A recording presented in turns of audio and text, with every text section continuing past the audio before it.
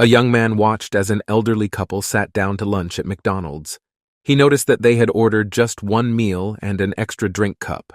As he watched, the old gentleman carefully divided the hamburger in half, then counted out the fries, one for him, one for her, etc., until each had exactly half. Then the old man poured half of the soft drink into the extra cup and set that in front of his wife. The old man then began to eat, but his wife just sat watching him. The young man felt sorry for them and asked, "I'm sorry to intrude, but would you allow me to purchase another meal for your wife so that you don't have to split your food?" The old gentleman said, "Oh, no, thank you. But you see, we've been married a long time and everything has always been shared 50-50. The young man said, "Wow, that's commendable." He then turned to the wife and asked, "Aren't you going to eat your share?" The wife replied, "Not yet. It's his turn to use the teeth." An 85-year-old man was requested by his doctor for a sperm count as part of his physical exam. The doctor gave the man a jar and said, "Take this jar home and bring back a semen sample tomorrow." The next day, the 85-year-old man reappeared at the doctor's office and gave him the jar, which was as clean and empty as on the previous day. The doctor asked, "What happened?" and the man explained. "Well, doc, it's like this. First, I tried with my right hand, but nothing. Then I tried with my left hand, but still nothing. Then I asked my wife for help. She tried with her right hand, then with her left, still nothing. She tried with her mouth, first with the teeth in, then with her teeth out, still nothing. We even called up Arlene, the lady next door, and she tried too, first with both hands, then an armpit, and she even tried squeezing it between her knees, but still nothing." The doctor was shocked. "You asked your neighbor?" The old man replied, "Yep, none of us could get the jar open." Redneck Ray is sitting at the bar in a Houston pub, silently nursing a beer. Suddenly, a big burly man walks in and slaps Ray so hard that he falls off the stool. "That was a karate chop from Korea," says the big man proudly. Ray sighs, gets up and brushes the dust off his clothes, sits down on the stool and continues to drink his beer. Suddenly, he gets hit so hard that he flies into the wall. "That was a kung fu chop from China," chuckles the big man. Ray had had enough. He gets up, brushes off the dust, and calmly leaves the pub. After about an hour, he returns, walks up behind the big guy who is now sitting at the bar, and whacks him so hard behind his ear that he blacks out. Ray looks at the bartender and says, "When he gets up, why don't you tell him that was a shovel from the hardware store in Houston?" On the outskirts of a small town, there was a big old pecan tree just inside the cemetery fence. One day, 2 boys filled up a bucket full of nuts and sat down by the tree, out of sight, and began dividing the nuts. "One for you, one for me, one for you, one for me," said one boy. Several dropped and rolled down toward the fence. Another boy came riding along the road on his bicycle. As he passed, he thought he heard voices from inside the cemetery. He slowed down to investigate. Sure enough, he heard, "One for you, one for me, one for you, one for me." He just knew what it was. He jumped back on his bike and rode off. Just around the bend, he met an old man with a cane hobbling along. "Come here quick," said the boy. "You won't believe what I heard. Satan and the Lord are down at the cemetery dividing up the souls." The man said, "Beat it, kid. Can't you see it's hard for me to walk?" When the boy insisted, though, the man hobbled slowly to the cemetery. Standing by the fence, they heard, "One for you, one for me, one for you, one for me." The old man whispered, "Boy, you've been telling me the truth. Let's see if we can see the Lord." Shaking with fear, they peered through the fence, yet were still unable to see anything. The old man and the boy gripped the wrought iron bars of the fence tighter and tighter as they tried to get a glimpse of the Lord. At last, they heard, "One for you, one for me, that's all. Now let's go get those nuts by the fence and we'll be done." They say the old man had the lead for a good half-mile before the kid on the bike passed him. It was the mailman's last day on the job after 35 years of carrying the mail through all kinds of weather to the same neighborhood. When he arrived at the first house on his route, he was greeted by the whole family who congratulated him and sent him on his way with a tidy gift envelope. At the second house, they presented him with a box of fine cigars. The folks at the third house handed him a selection of terrific fishing lures. At the fourth house, he was met at the door by a strikingly beautiful woman in revealing negligee.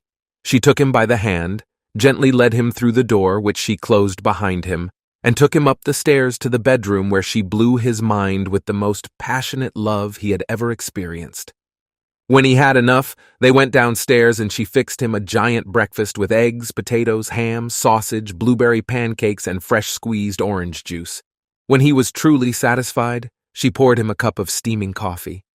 As she was pouring, he noticed a dollar coin on the table. "All this was just too wonderful for words," he said. "But what's the dollar for?" "Well," she said, "last night I told my husband that today would be your last day and that we should do something special for you. I asked him what to give you. He said, 'Screw him. Give him $1. The breakfast was my idea." 60 is the worst age to be, said the 60-year-old. "You always feel like you have to pee. And most of the time, you stand at the toilet and nothing comes out." "Ah, that's nothing," said the 70-year-old. "When you're 70, you can't even crap anymore. You take laxatives, then you sit on the toilet all day and nothing comes out." "Actually," said the 80-year-old, 80 is the worst age of all." "Do you have trouble peeing too?" asked the 60-year-old. "No, not really. I pee every morning at 6 o'clock. I pee like a racehorse on a flat rock. No problem at all." "Do you have trouble crapping?" asked the 70-year-old. "No, I crap every morning at 6:30. With great exasperation, the 60-year-old said, "Let me get this straight. You pee every morning at 6 o'clock and crap every morning at 6:30. So what's so tough about being 80? "I don't wake up until 7 o'clock. Just after closing time, a New Jersey police car is slowly rolling past a TGI Fridays. Suddenly, Steve reels out of the restaurant, looking thoroughly drunk, clutching his car keys for his dear life. The police car stops, and both officers watch Steve with astonishment. Steve slowly stumbles toward the parking lot, and then tests his car key on no less than 7 different cars before finding the right one, after which he struggles to get into his seat. He then sits there for 10 minutes, turning on the wipers despite it being a clear summer's evening with not a cloud in sight.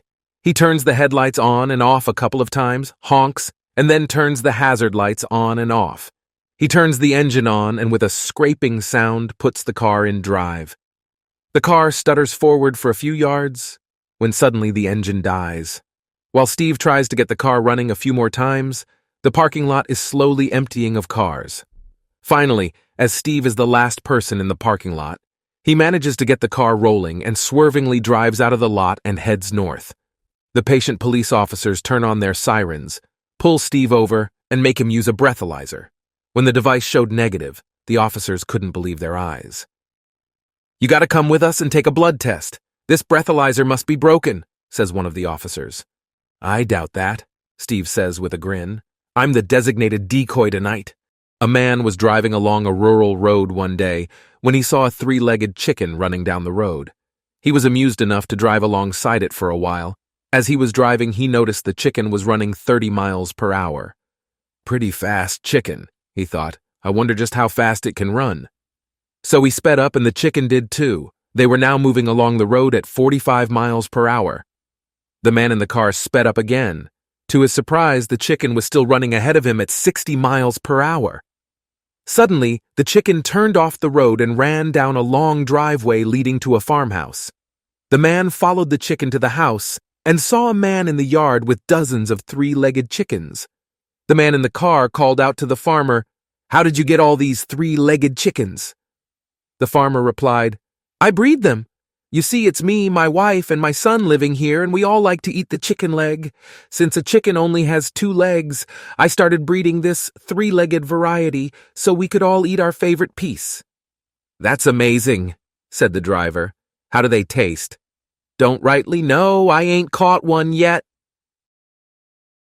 It's the first game of the National Football League season, and a man makes his way to his seat right next to the field. He sits down, noticing that the seat next to him is empty. He leans over and asks his neighbor if someone will be sitting there. "No," says the neighbor. The seat is empty. This is incredible, said the man. Who in their right mind would have a seat like this and not use it? The neighbor says, well, actually, the seat belongs to me. I was supposed to come with my wife, but she passed away. This is the first season opener we haven't been to together since we got married. Oh, I'm so sorry to hear that. That's terrible. Couldn't you find someone else, a friend, relative, or even a neighbor to take her seat? The man shakes his head. No, he says. They're all at the funeral. A 15-year-old Amish boy and his father were in a mall. They were amazed by almost everything they saw, but especially by two shiny silver walls that could move apart and then slide back together again. The boy asked, "What is this, father?" The father, never having seen an elevator, responded, "Son, I have never seen anything like this in my life. I don't know what it is." While the boy and his father were watching with amazement, a fat old lady in a wheelchair moved up to the moving walls and pressed a button. The walls opened, and the lady rolled between them into a small room. The walls closed, and the boy and his father watched the small numbers above the walls light up sequentially. They continued to watch until it reached the last number, and then the numbers began to light in the reverse order. Finally, the walls opened up again, and a gorgeous 24-year-old blonde stepped out. The father, not taking his eyes off the young woman, said quietly to his son, "Go get your mother." Once upon a time, there were two brothers.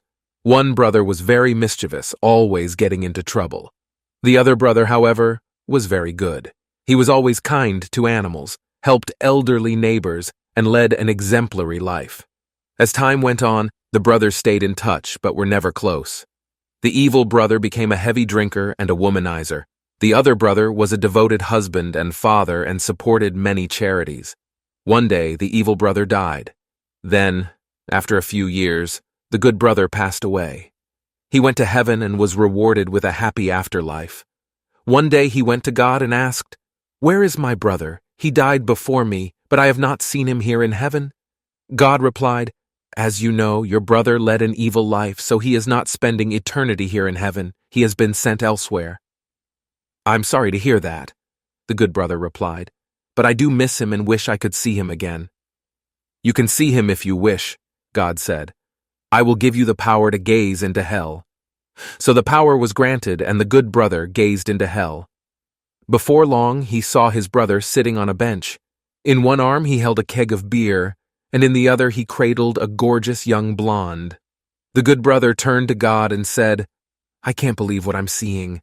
I have found my brother, and he has a keg of beer in one arm and a beautiful woman in the other. Surely hell cannot be that bad." God explained, "Things are not always as they seem. The keg has a hole in it. The blonde doesn't." A little girl was given a tea set for her second birthday. It became one of her favorite toys, and when her mother went away for a few weeks, she loved to take her father a little cup of tea, which was just water, really, while he was watching the news on TV. He sipped each cup of tea he was brought and raved about the taste, leaving the little girl immensely proud. Eventually, the mother returned home, and the father couldn't wait to show her how the little girl had been looking after him. On cue, the girl took him his cup of tea and he sipped it before praising it to the heavens.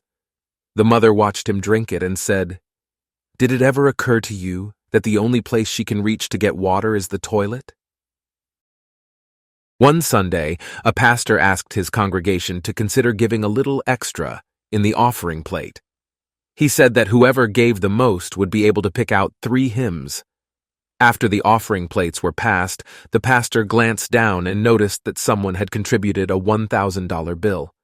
He was so excited that he immediately shared his joy with his congregation and said he'd like to personally thank the person who had placed the money in the plate. A very quiet, elderly, saintly widow shyly raised her hand. The pastor asked her to come to the front. Slowly she made her way to the pastor. He told her how wonderful it was that she gave so much and asked her to pick out 3 hymns. Her eyes brightened as she looked over the congregation, pointed to the 3 handsomest men in the building, and said, "I'll take him and him and him." An elderly man lay dying in his bed. In death's agony, he suddenly smelled the aroma of his favorite chocolate chip cookies wafting up the stairs. He gathered his remaining strength and lifted himself from the bed. Leaning against the wall, he slowly made his way out of the bedroom and with even greater effort forced himself down the stairs. Gripping the railing with both hands, he crawled down the steps. With labored breath, he leaned against the doorframe, gazing into the kitchen. Were it not for death's agony, he would have thought himself already in heaven. There, spread out upon the kitchen table, were hundreds of his favorite chocolate chip cookies. Was it heaven? Or was it one final act of heroic love from his devoted wife, seeing to it that he left this world a happy man? Mustering one great final effort, he threw himself toward the table, landing on his knees in a rumpled posture. His parched lips parted. The wondrous taste of the cookie was already in his mouth, seemingly bringing him back to life. The aged and withered hand trembled on its way to a cookie at the edge of the table, when it was suddenly smacked away by a spatula held by his wife. "Stay out of those," she said. "They're for the funeral." A man who was installing carpet decides to take a smoke break after completing the first of several rooms he has to do. Finding his cigarettes missing from his pocket, he begins searching, only to notice a small lump in his recently completed carpet installation. Not wanting to rip up all that work for a lousy pack of smokes, he walks over to the lump and pounds it flat. The man decides to forego the break and continues on to the next room requiring carpet. At the end of the day, the man has completed his work and is out on the driveway loading his tools into the back of his truck when the young lad who lives in the house returns home to admire his new carpet. The lad heads back inside the house, gets to the door, and then calls out, "Before you go, have you seen my hamster? He seems to have escaped from his cage again." A wealthy lawyer was riding in his limousine when he saw two men along the roadside eating grass. Disturbed, he ordered his driver to stop and he got out to investigate. He asked one man, "Why are you eating grass?" "We don't have any money for food," the poor man replied. "We have to eat grass." "Well then, you can come with me to my house and I'll feed you," the lawyer said. "But sir, I have a wife and 2 children with me. They are over there under that tree." "Bring them along," the lawyer replied. Turning to the other poor man, he stated, "You come with us too." The second man, in a pitiful voice, then said, "But sir, I also have a wife and 6 children with me." "Bring them all as well," the lawyer answered. They all entered the car, which was no easy task, even for a car as large as the limousine. Once underway, one of the poor fellows turned to the lawyer and said, "Sir, you are too kind. Thank you for taking all of us with you." The lawyer replied, "Glad to do it. You'll really love my place. The grass is almost a foot high." Sheila comes home early from work one day only to find her husband, Mark, in bed with a woman. Sheila says, "That's it. I'm leaving and never coming back." Mark says, "Don't you at least want to hear my explanation?" Sheila shrugs and says, "Fine, let's hear your story." Mark says, "I'm driving along the street when I see this young lady in torn clothes, no shoes, all muddy and crying. I took pity on her and asked if she would like to get cleaned up in my house. She climbed into my truck and I brought her home. She took a shower, I gave her the underwear that doesn't fit you anymore, the blouse I bought you 2 years ago that you never wore, the $150 Nike running shoes you bought but never used. I even gave her some of the roast beef you had in the fridge but didn't serve to me." I showed her to the door. She thanked me profusely. As she was about to leave, she turned around and asked me, "Is there anything else your wife doesn't use anymore?" A husband and wife who are avid golfers have been happily married for 30 years, and on the day of their 30th anniversary, they enjoy a wonderful day together. They have a delicious breakfast in bed, then proceed to one of their favorite golf courses. They play through to the 9th hole, both having an amazing game. The husband watches his beautiful wife tee off and feels a rush of emotion and guilt. "Honey, I have to tell you something. At the very beginning of our marriage, I was with another woman. It only happened once, and I've been faithful ever since. It was a mistake, and I hope you can forgive me." The wife looks fondly at him. "I forgive you. We've had a very happy life together. I love you." The husband is so relieved, feeling light as a feather. They play a few more holes in bliss when suddenly the wife turns to her husband. "Honey, I too have something to confess." The husband smiles and says, "Anything, dear. You were so gracious to me, and we can make it through anything." "Before we met, I had an operation. I used to be a man." The husband throws his club down and starts swearing and kicking up turf. The wife is in shock. "But I forgave you for your secret!" The husband, red-faced, turns to her and says, all these years you've been teeing off from the ladies' tee box, you cheater!" There's a great actor who can no longer remember his lines, and when word gets out, no one will hire him. After many years, he finally finds a theater that is prepared to give him a chance to shine again. The director says, "This is the most important part, but it has only one line. You walk out on stage at the opening carrying a rose. You hold the rose to your nose with just one finger and thumb, sniff the rose deeply, and then say, 'Ah, the sweet aroma of my mistress.'" The actor is thrilled. All day long he practices his line over and over again. Finally, showtime comes. The curtain goes up. The actor walks onto the stage, and with great passion delivers the line, "Ah, the sweet aroma of my mistress." The theater erupts. The audience is screaming with laughter, but the director is steaming. The actor looks stunned. "You damn fool," cries the director. "You have ruined me." "What happened? I'm sure I didn't forget my line." "No," screams the director. "You forgot the rose." Bill was a clerk in a small drugstore, but he was not much of a salesman. He could never find the item the customer wanted. Dave, the owner, had had about enough and warned Bill that the next sale he missed would be his last. Just then, a man came in coughing and asked Bill for their best cough syrup. Try as he might, Bill could not find the cough syrup. Remembering Dave's warning, he sold the man a box of laxatives and told him to take it all at once.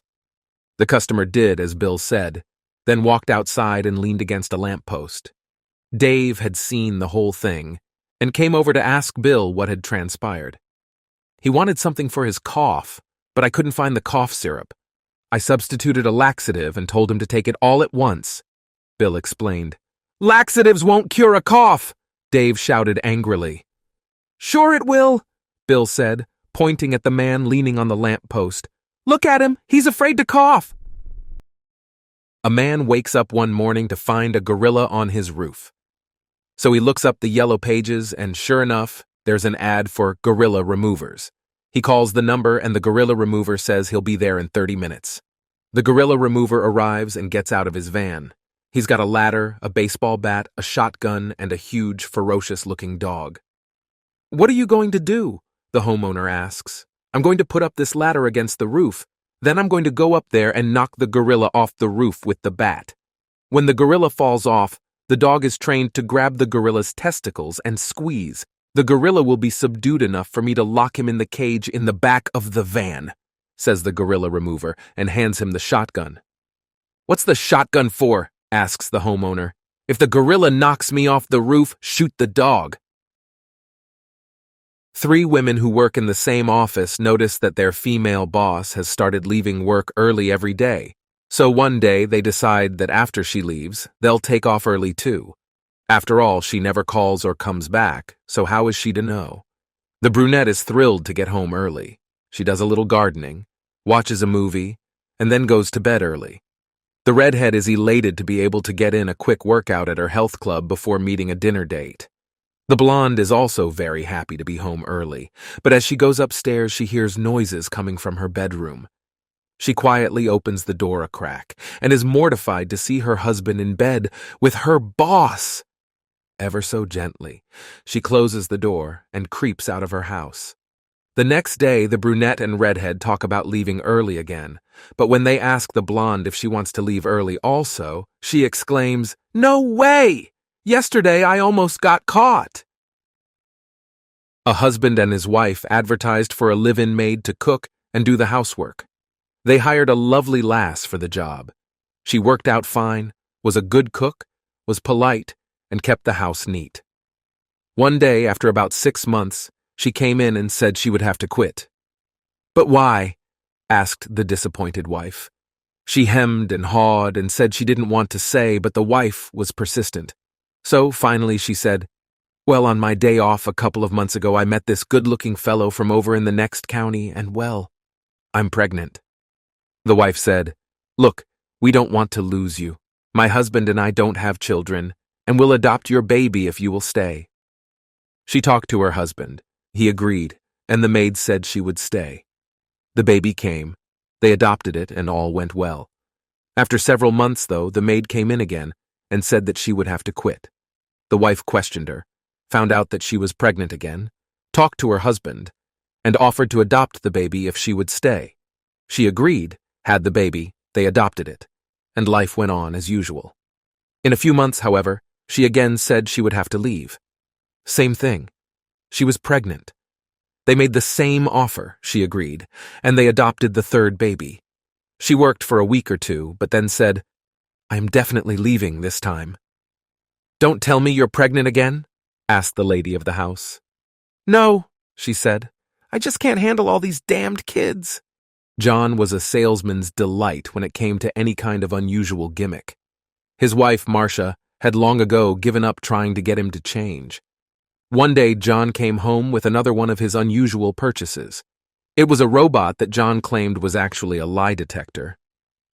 It was about 5:30 that afternoon when Tommy, their 11-year-old son, returned home from school. Tommy was over 2 hours late. "Where have you been? Why are you over 2 hours late getting home?" asked John. "Several of us went to the library to work on an extra credit project," said Tommy. The robot then walked around the table and slapped Tommy, knocking him completely out of his chair. "Son," said John, "this robot is a lie detector. Now tell us where you really were after school." "We went to Bobby's house and watched a movie," said Tommy. "What did you watch?" asked Marcia. "The 10 Commandments," answered Tommy. The robot went around to Tommy and once again slapped him, knocking him off his chair. With his lip quivering, Tommy got up, sat down and said, "I am sorry I lied. We really watched a tape called Sex Queen." "I am ashamed of you, son," said John. "When I was your age, I never lied to my parents." The robot then walked around to John and delivered a whack that nearly knocked him out of his chair. Marcia doubled over in laughter, almost in tears, and said, "Boy, did you ever ask for that one? You can't be too mad with Tommy. After all, he is your son." With that, the robot immediately walked around to Marcia and knocked her out of her chair. A Russian and an Irish wrestler were set to square off for the Olympic gold medal. Before the final match, the Irish wrestler's trainer came to him and said, "Now, don't forget all the research we've done on this Russian. He's never lost a match because of this pretzel hold he has. It ties you up in knots. Whatever you do, do not let him get you in that hold. If he does, you're finished." The Irishman nodded in acknowledgement. As the match started, the Irishman and the Russian circled each other several times, looking for an opening. All of a sudden, the Russian lunged forward, grabbing the Irishman and wrapping him up in the dreaded pretzel hold. A sigh of disappointment arose from the crowd, and the trainer buried his face in his hands, for he knew all was lost. He couldn't watch the inevitable happen. Suddenly, there was a long, high-pitched scream. Then a cheer from the crowd, and the trainer raised his eyes just in time to watch the Russian go flying up in the air. His back hit the mat with a thud, and the Irishman collapsed on top of him, making the pin and winning the match. The trainer was astounded. When he finally got his wrestler alone, he asked, "How did you ever get out of that hold? No one has ever done it before." The wrestler answered, "Well, I was ready to give up when he got me in that hold, but at the last moment, I opened my eyes and saw this pair of testicles right in front of my face. I had nothing to lose, so with my last ounce of strength, I stretched out my neck and bit those babies just as hard as I could." The trainer exclaimed, "Oh, so that's what finished him off?" "Not really. You'd be amazed how strong you get when you bite your own balls." A distinguished young woman on a flight from Switzerland asked the priest beside her, "Father, may I ask a favor?" "Of course. What may I do for you?" "Well, I bought an expensive woman's electronic hair dryer for my mother's birthday. The dryer is unopened and well over the customs limits, and I'm afraid they'll confiscate it. Is there any way you could carry it through customs for me?" Under your robes, perhaps? I would love to help you, dear, but I must warn you. I will not lie. With your honest face, Father, no one will question you. When they reached the customs area, she let the priest go ahead of her. The official asked, Father, do you have anything to declare? From the top of my head down to my waist, I have nothing to declare. The official thought this answer strange, so asked, And what do you have to declare, from your waist to the floor? I have a marvelous instrument designed to be used on a woman, but which is to date unused. Roaring with laughter, the official said, Go ahead, Father. A real estate salesman and his new blonde wife flew to the Bahamas for their honeymoon. The groom was in the water snorkeling, while his new bride was sunbathing on the beach. Suddenly a large shark attacked and took a huge chunk out of the man's upper body. While his new wife watched in horror, the man managed to swim to shore. Lifeguards tried to save his life, but unfortunately, he had lost way too much blood. A news crew was dispatched to the scene. The reporter asked one of the lifeguards if the man suffered long, to which he replied, No, he was only married for about a week. A woman is cooking eggs in the kitchen when her husband comes running in. Immediately, he sees the eggs and gasps in horror. Be careful! Careful! Put in some more butter! Oh my gosh! The wife, startled at her husband's violent reaction, dashes to the fridge to get some butter. You're cooking too many at once! Too many! Turn them now! The wife, concerned by the status of her husband's mental state, forgets about the butter and goes running to the eggs. We need butter! Are you crazy? Where are we going to get the butter? They're going to stick! Hurry! The wife runs to the fridge. Careful about the eggs! Careful! You never listen to me when you're cooking! Never! Turn them quickly! Oh, not that quickly! Don't you know how to cook? Are you insane? Turn the eggs! At this point, the wife starts crying, since she has no idea what to do. She gasps, What is wrong with you? I know how to cook eggs! The husband simply smiles and replies, I just wanted to show you what it feels like while I'm driving with you in the car, and leaves. A little old lady was walking down the street dragging 2 large plastic garbage bags behind her. One of the bags was ripped, and every once in a while a $20 bill fell out onto the sidewalk. Noticing this, a policeman stopped her and said, Ma'am, there are $20 bills falling out of that bag. Oh, really? Darn it, said the little old lady. I'd better go back and see if I can find them. Thanks for telling me, officer. Well, now, not so fast, said the cop. Where did you get all that money? You didn't steal it, did you? Oh, no, said the old lady. You see, my backyard is right next to a golf course. A lot of golfers come and pee through a knothole in my fence right into my flower garden. It used to really tick me off. Kills the flowers, you know. Then I thought, why not make the best of it? So now I stand behind the fence by the knothole, real quiet with my hedge clippers. Every time some guy sticks his thing through my fence, I surprise him, grab hold of it and say, Okay, buddy, give me $20 or off it comes. Well, that seems only fair, said the cop, laughing. Okay, good luck. Oh, by the way, what is in the other bag? The old lady replies sweetly. Well, some don't pay. 3 convicts were on their way to jail. They were each allowed to take 1 item to help them occupy their time while incarcerated. On the bus, one turned to another and said, What did you bring? The second convict pulled out a box of paints and stated that he intended to use his time painting anything he could. He asked the first, What did you bring? The first convict pulled out a deck of cards and grinned and said, I brought cards.